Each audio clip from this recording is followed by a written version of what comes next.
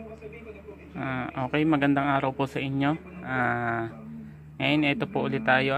I-share ko lang po sa inyo pagka may problema yung sa remote control nyo. Kung ano yung pwedeng gawin yung solusyon. Okay? So, una pong gagawin nyo, syempre, check nyo muna yung remote kung umaandar. Okay? Okay. So nakikita nyo, ayun, umiilaw. Okay. So ibig sabihin, walang problema yung remote nyo kung ayaw umandar. So possible ang may problema ay nandito sa may board. Okay. So itong TV na to, kung naaalala nyo, ito yung ginawa ko dati, yung nanggaling sa junk shop. Okay. So ito yung malaki yung screen. Okay. Ang sira nito yung nawawala yung pyesa, yung dalawang coil. Kung napanood nyo yung video na yon, tapos nakahang yung ibang mga paa kasi galing na nga to sa junk shop, binenta siguro nung may-ari dati na hindi magawa din nila sa gawaan. Okay, may mga kulang ng pyesa. Tapos nang ginawa ko, pinilitan ko nung coil. Tapos do sa may bandang horizontal, tapos nag-ano siya, maliit yung screen niya na parang patrapezoid. Okay, so pinalitan ko ng ito ng yoke. Okay, so ang problema naman, hindi ka match yung yoke kasi medyo banat yung screen, medyo malaki. Okay, medyo malaki yung screen niya.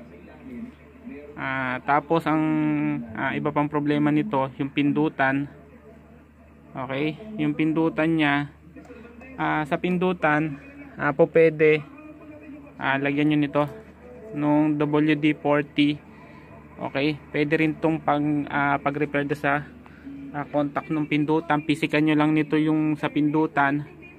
Okay, tapos patuyuin nyo lang, pindutin nyo yung mga pindutan. Okay, aayos yung mga pindutan. Okay, subok ko na yon. Kasi dito ginawa ko din yon. Okay, lahat ng pindutan ngayon gumagana na. Okay, may pinalitan din ako dati. Okay din, kung may pamalit kayo, pwede nyo palitan. Okay, so dito tayo sa ngayon. Kasi hindi ko pa siya na dahil iano ko sana, liliit ko yung screen. Okay, kasi wala akong kamats na sukat nito. So, ang hinanap ko, kailangan mapagana ko yung remote para maano ko doon sa service mode kung kayang paliitin yung screen. Okay? Dahil nga hindi ka match yung yoke, baka doon madaan. So, ang kailangan kong gawin, mapagana ko yung sa remote. Okay? So, ang problema nga, ayaw gumana na remote. Okay? So, ngayon hinanap ko yung trouble. Okay? So, ang trouble ay ito. Okay? Yung sensor na sa remote. Okay, so paano kung nasabi na ito yung trouble niya? Okay, saksak natin yung magbo-voltage reading kayo. Okay,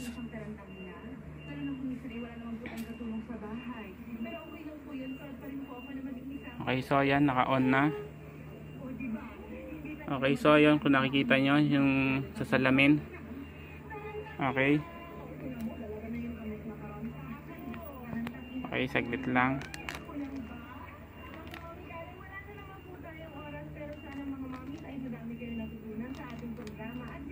Okay, so paano ko nasabi na yun ang problema? So kaya yung kulay, para nakita nyo parang dahil nakatanggal yung sa coil.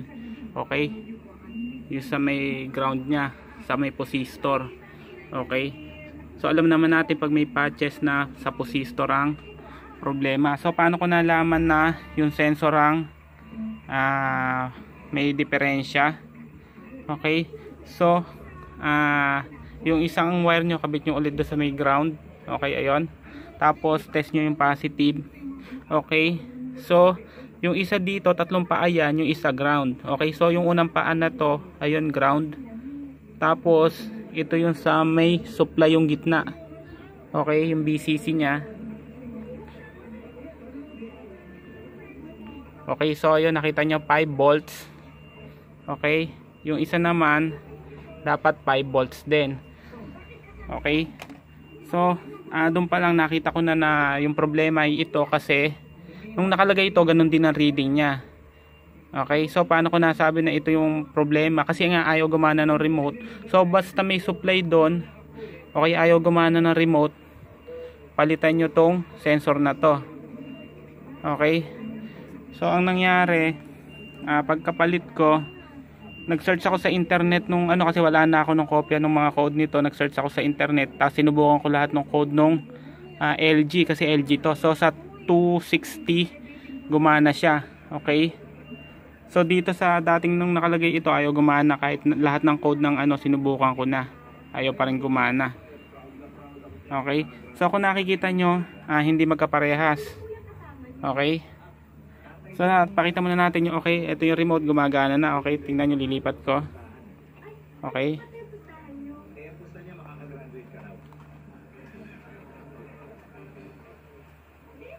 okay, so ayan, nakita nyo, nalipat ko. Okay, sa channel 9, balik ko sa 7.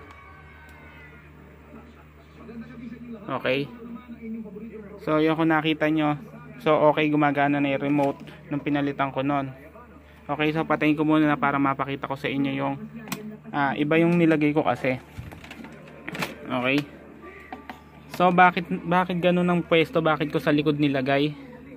Okay, kasi baligtad siya dito. Okay, so pag nakalagay ito, nakaganyan siya doon sa ibabaw. Okay, so kung makikita nyo na yan, nakaganyan siya. Ang ground, diba ito? Okay, ground. Tapos ito yung sa supply nya, ito yung output. So hindi sila parehas. Ito pag nakaharap, okay, baligtad yung pin nya. Okay, so kung papansin niyo, yung pin nya, yung ground ito. Okay, sa kabila. Okay, magkabaliktaran sila. Yung ground nya nandito. Ito yung ground. Ito. Samantalang dito nasa kabila yung ground.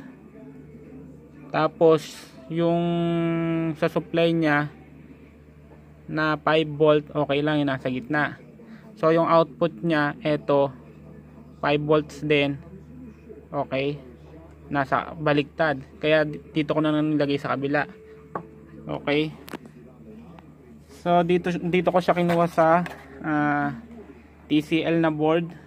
Okay, ito LG to, baligtad na ang pwesto yung pin. So sinubukan ko po, pwede naman dahil wala akong makita nung kaparehas na ganitong style.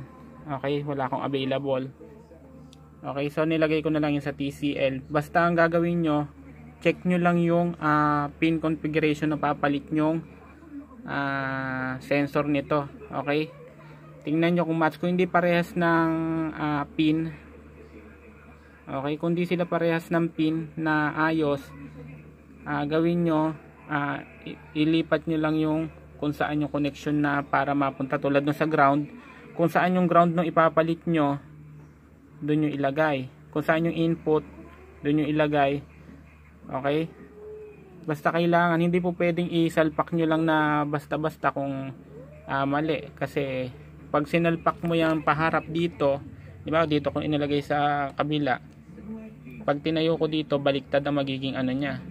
Okay, yung ground mapupunta sa output, yung ground naman sa output mapupunta, so magkakabaliktad sila. Okay, so ganun lang, basta kailangan check nyo lang, search nyo sa internet yung ano, yung number nito. So may number naman to sa likod. Okay, search nyo sa internet yung pin nya, tapos i-compare nyo do sa dating nakalagay. Pero pwede nyo rin check sa may board.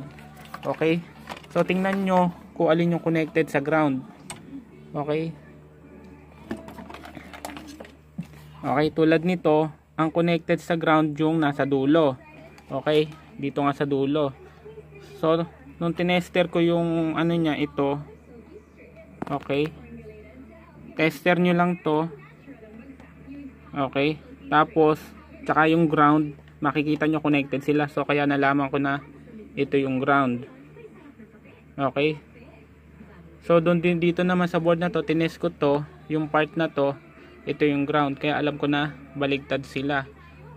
So para magamit ko yung remote, diyan ko na lang inalagay pabaliktad. So pwede kayo gumamit kayo na lang ng ano, pwede nyo gamitan ng wire na lang para mailagay nyo dito sa kabila, para maipwesto nyo. Ikakat nyo na lang yung ano, o kaya cut nyo dito yung ano, ilipat nyo ng koneksyon. Okay, so ganun lang pagka problema sa remote.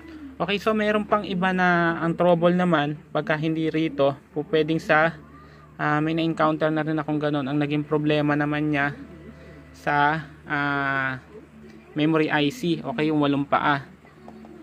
Okay, so nung pinalitan yon, umayos.